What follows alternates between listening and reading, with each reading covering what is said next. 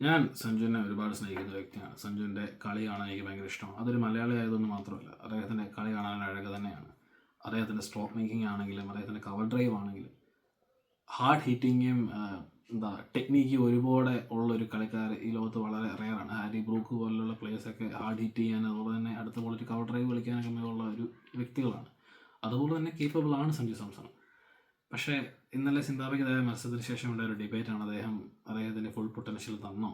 ഒരു ഭാഗത്ത് ആൾക്കാർ പല പ്ലെയേഴ്സും സുരേഷ് റൈന, ഇർഫാൻ പത്താൻ എല്ലാവരും പറഞ്ഞൊരു കാര്യം, അദ്ദേഹം ഇന്ത്യക്ക് വേണ്ട തുറക്കം നൽകി എന്നുള്ളതാണ്. അതിൽ യാതൊരു സംശയമില്ല. കാരണം ഇന്ത്യയുടെ ഓപ്പണിംഗ് പേൻ്റെ റൺ റേറ്റ് 6.6 ആയിരുന്നതിന് മുമ്പ് സഞ്ജു വന്നതോടെ 48 റൺസിലേക്ക് വരാൻ സാധിച്ചു.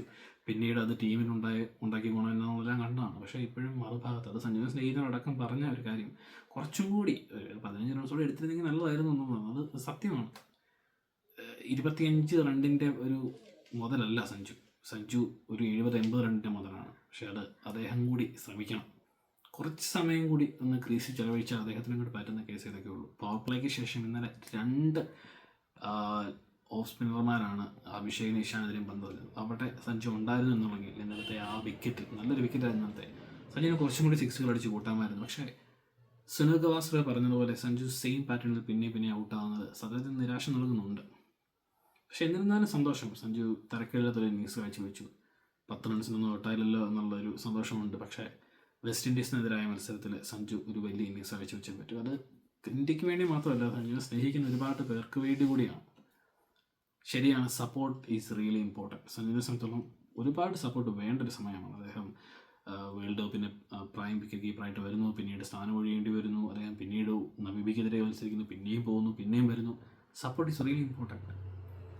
പക്ഷെ എന്ത് ചെയ്താലും സപ്പോർട്ട് ചെയ്യാത്ത കുറച്ച് ഐറ്റംസ് ഉണ്ട്. ഈ ആകാശ് ചോപ്ര എന്ന ഐറ്റത്തെ പോലുള്ള കുറച്ച് പേര്. അതായത് അദ്ദേഹം കഴിഞ്ഞ ദിവസം ടീം 11 പ്രെഡിക്റ്റ് ചെയ്തപ്പോൾ പോലും സഞ്ജുവിനെ പേര് ഉൾപ്പെടുത്തിയില്ല. എന്നിട്ട് ഇന്നലെ നല്ല രീതിയിൽ ബാറ്റ് ചെയ്തപ്പോൾ അദ്ദേഹം പറഞ്ഞത് പിച്ച് വ്യത്യസ്തമായി പെരുമാറുന്നു എന്നുള്ളതാണ്. അപ്പോൾ സുരേഷ് റൈന അദ്ദേഹം തിരുത്തുകയുണ്ടായി. അത് പിച്ചിൻ്റെ അല്ല സാർ, ഓപ്പണിംഗ് പേരിലേക്ക് ഒരു പുതിയൊരു ഐറ്റം വന്നിട്ടുണ്ട്, അതിൻ്റെയാണ്. അപ്പോൾ അങ്ങനെ വിമർശിക്കുന്ന ഒരുപാട് പേരുണ്ട്. പക്ഷേ സഞ്ജുവിനെ സംബന്ധിച്ചിടത്തോളം ഒരു സപ്പോർട്ട് വേണം. അഭിഷേകനും തിലകനും ഒക്കെ സപ്പോർട്ട് ചെയ്യുന്ന മാനേജ്മെൻറ്റ് എനിക്ക് തോന്നുന്നു ഇനി അങ്ങോട്ട് സഞ്ജുവിനെ സപ്പോർട്ട് ചെയ്യാൻ ചാൻസ് ഉണ്ട്. കാരണം ഇന്നലെ ആ ഇന്നിങ്സ് കഴിച്ചതിന് ശേഷം ഡഗ്ഔട്ടിൽ വന്ന് ഒരു ഫിസ്റ്റ് ബമ്പ് കൊടുത്തത് നമ്മളെല്ലാവരും കണ്ടു. ബാറ്റിംഗ് കോച്ചിനാണെങ്കിലും സപ്പോർട്ട് സ്റ്റാഫിനെയും ഗൗതം ആ ഒരു മുഖത്തുനിന്ന് വ്യക്തമാണ്, എന്തിനാണ് അങ്ങനെ ഔട്ടായത്, കുറച്ചുകൂടെ നിന്നുകൂടായിരുന്നു എന്നുള്ളത് വ്യക്തമാണ്. ഈ സെയിം പാറ്റേണിൽ പിന്നെ ഔട്ടാകുന്നുള്ളൊരു മുഖം ഗൗതം ഗംഭീറിൻ്റെ മുഖത്തുണ്ടായിരുന്നു. അത് എല്ലാവർക്കും തോന്നിയ ഒരു നിമിഷമാണ്.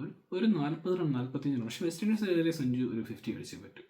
ഇറ്റ്സ് ഡ്യൂ, ബിഗ് ടൈമിൽ ഡ്യൂ ആണ്. സോ വെസ്റ്റ് ഇൻഡീസിലായി നമുക്ക് സഞ്ജുവിനെ നല്ലൊരു ഇന്നിങ്സ് കാണാം. സഞ്ജു അടിച്ച് കയറി വാ പ്ലീസ്.